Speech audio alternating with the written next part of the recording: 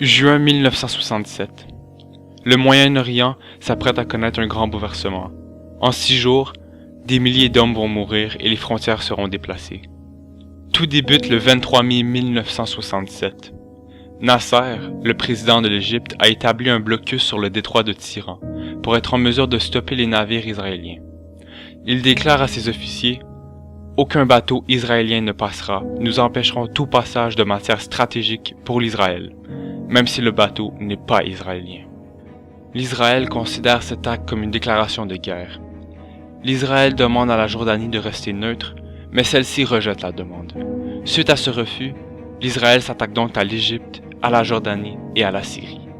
Le 5 juin 1967, l'armée de l'air israélienne détruit près de 300 avions égyptiens, 50 avions syriens et 20 avions jordaniens. Cette action met presque fin à la menace arabe.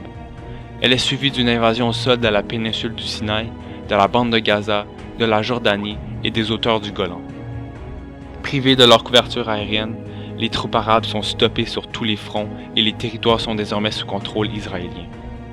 La navigation des navires israéliens par le détroit de Tiran est désormais assurée et Jérusalem, qui était divisée entre l'Israël et la Jordanie, est maintenant totalement sous le contrôle israélien. Suite à cette guerre, l'ONU a mis au point la résolution 242.